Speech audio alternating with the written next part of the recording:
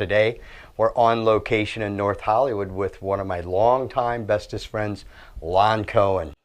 I'm not saying nothing. I knew I'm you not were saying nothing about nothing. Already you screwed You it set up. up all Already. this equipment for no reason. I'm out of here. I'm done. All right. Yeah. How you doing, man? You good? Doing good, yeah. Awesome.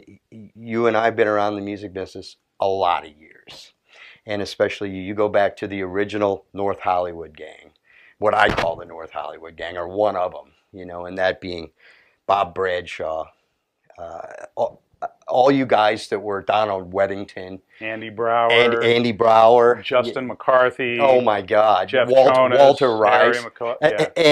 And, you know, I hate to jump ahead straight away, but there was a gentleman that came into your shop at that time to work on amplifiers. Reinhold Wagner. There you go. Yeah. And maybe a lot of people don't even have no clue about that part. Mm-hmm. You know, a lot of the listeners never knew, you know, that there was the North Hollywood, the Andy Brauer scene. Andy, you know, had put together, it was the place to get gear. Mm-hmm. And you were there. Mm-hmm. At that time. And I remember first coming down there to making music and talking to Joey Brassler and actually buying it was called it was a Bradshaw rig then. It wasn't even custom audio yet. Right. So, right. And I know there was a vast assortment of amplifiers and guitars, but amplifiers in particular, at that point of time, as we used to call it, that particular juncture. Mm-hmm. Inside joke, by the way. $5 word. Good. Okay. Keeping track. But anyways, Marshalls were a big thing. Mm-hmm. Correct? Mm-hmm. And I mean, do you remember what used to go out mainly as a rental for sessions? Wow, that's interesting. I mean, that's going back. So we're talking, you know, we're talking 80s, early 80s maybe, mid 80s, something like that. You know, I honestly don't really remember. I know that it was right around when modified Marshalls were big. Right. So you had the Jose mods. You had a bunch of these guys were kind of coming out of the woodwork and doing really interesting mods like Lee Jackson. Yeah, right. You had a guy named Ernie Brandy I think he was from San Francisco. Right. He did it, and I still have that amp, and that amp was used on all these old Great White records.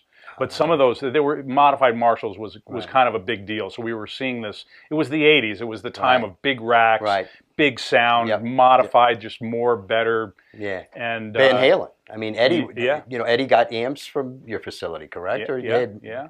He did, but he had some of his own. He was his own world, but. You know, he would come to us just to like he would go to the 7-Eleven to pick up. So there was always like Lukather was an item at your shop. Well, at that time it was all the top studio guys. You had Michael Landau, Steve Lukather. There were guys that Dan Huff, who's now huge in Nashville. Yeah. But a lot of those guys were, some of them just sort of faded into obscurity, but they were just such talented guys. Amazing. And these are guys, if you read liner notes, you'll see these guys on some of the top records that were made back then. Yeah. Liner notes, album liner notes. Yeah. See, but now you don't get that. You have to go on and research, Wikipedia or some. Who did this record? Right. You just, it's different now. It's totally different. But I wished I'd have been around at that. I was around during that period, but I wasn't in North Hollywood doing sessions. Mm-hmm. And it was a time where a lot of people did rent a lot of gear. And we were talking earlier about the length of, a record project could be 6 months, a year, 2 years. It was a fat business back then, and there was lots of money. And like you said, there were records. There were actually, whether it was CDs or records, whatever it was, there were widgets. You could go into a record store and you'd buy them. Right. And they were selling lots of them. Right. So money was flowing in. And remember, you're going out there, whether it was a record or a CD, and you're spending $16, $18 and selling millions of them. So money was just flowing. And so bands would come from all over the world to L.A. because you could get the Dan Huffs and the Michael Landaus and all the, the cats were all here. All the cats, the studio guys. And you could, and I don't know what was going on in the rest of the world, but I doubt they had the availability of some of this great gear. It was people were just really discovering that you could get really good gear to go in and record with. Right. I mean, in the old days, I think you just, whatever the band used, they brought you threw them in a and room and you put a microphone in front of it. You didn't call a company and go, hey, send me down a 100-watt Marshall and a 4x12. Yeah, right. I mean, I remember getting calls, and I used to answer the phone. I used to manage Andy Brauer's, as you know, back in the 80s. And I remember getting phone calls and somebody saying, hey, do you guys have a Martin 12-string acoustic guitar? And I remember Andy saying, "No, we don't." And he's ready to hang up the phone. I go, "Hang on a second." Yeah, let me get my credit card out. Yeah, really. It was like, but I just saw the opportunity. I said, we got to get what these people want.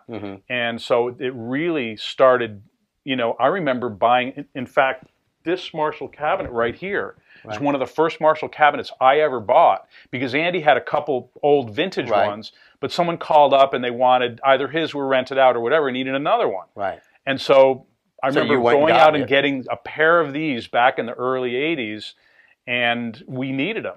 So it was, people started getting, the message that you could get stuff, so we kept getting more and more. And when people would call for things we didn't have, we would just run out and get it. And that's kind of how your business evolved.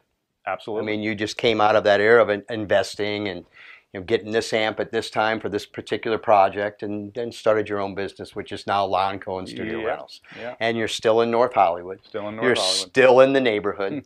And I'm still coming back to this neighborhood. And I sometimes find it hard to get away, really.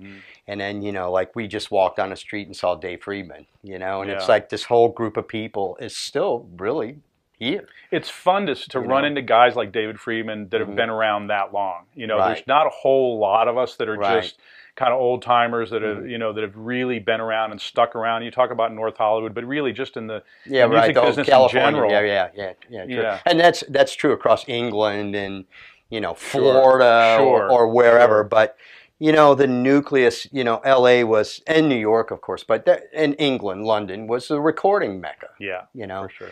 And, a lot of records came out of this area. And I do know that there's one right behind you that used to be one of my favorites. It's got the one. John Sir Oomph button on it. That's a super, like a 70s super lead. The 73, 74. John used to always say those were his favorite amps to mod.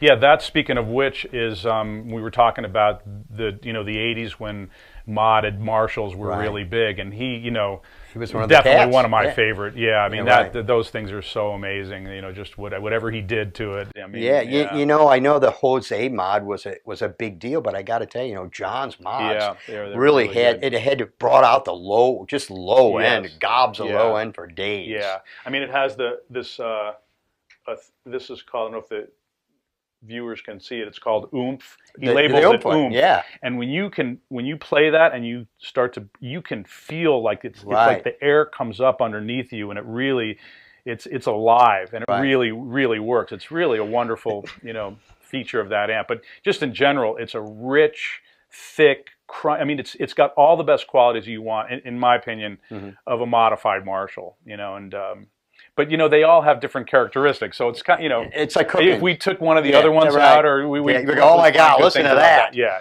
you still have a quite an array of amplifiers. I mean, I look out there and there's a lot going on, and you've provided gear to a lot of records. I mean, and I look at your website and you have A to Z. I mean, could you just tell us a couple of acts, maybe? I mean, I know there's thousands of bands. It's easier to talk about who I haven't, maybe, but really, you say A to Z, so Aerosmith, literally Aerosmith to Zappa. But we've done, I mean, I don't know where to, I mean, I know, it's endless, yeah. Most of the Beatles, except for John Lennon, I never had the opportunity. But, Michael Jackson, Joe Cocker, I don't know, everybody. Yeah, just a lot of people, yeah. And, back to the old Andy Brauer days, I mean, golly, it was just like every band. I mean, there's so many aspects and all that Toto and, just all, I mean, Toto coming out of, North Hollywood, basically. I mean, Lukather was he was very early doing sessions, 16 maybe. Oh, yeah. And then, you work with Landau, Michael Landau, and being around those guys for all that time. And back when Leisz, Sklar, I mean. They were like the original, what's the word I'm looking for? Like the original marching soldiers. They were the guys. The North Hollywood gang. Yeah. Well, actually, not really true. I mean, going back before that, what was the name of the guys? The original studio guys. Oh yeah. There was the Wrecking Crew. Yeah. Those were the cats. Yeah. And they just brought in their little amp and their one guitar and did the tracks and did millions of tracks. Right. They really did Glenn Campbell. I mean, you really think about Glenn Campbell, Wichita lineman. Yeah. That guy. And talking about that, the stories of Leon Russell. You know, the lady bass player that's on the Wrecking Crew that's doing the movie and the documentary, and she's talking about, you know, Leon Russell, and they're sitting around it, which became cello, and I don't know what it was originally. It was Ocean Way, actually, I think. Ocean Way was the big first Ocean cello? Ways. Oh, really? Yeah, there were two. They were kind of right next to each other, but there was like an east and a west, and then you know, like we were talking about before, is I still do have a lot of that old stuff, right. You know, old Marshalls and some of the modified stuff. But again, remember, those things were big in the 80s, right. and now not quite so much. But really being able to listen to a piece of gear, whether it was a guitar, an amp, or whatever it was, and listen to 10 of them and find that one that went, that one, that's the one.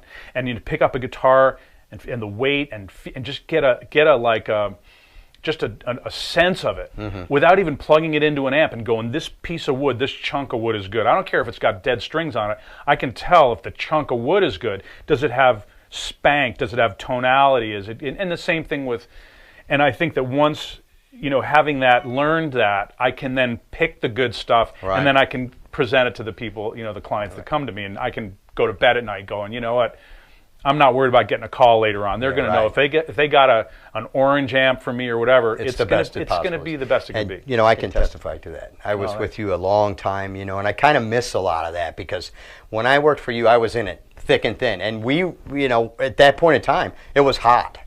You know, there was a lot of sessions, you know, and we were always had producers calling, hey, I got this, can you come up with this? And we were innovative with our tones.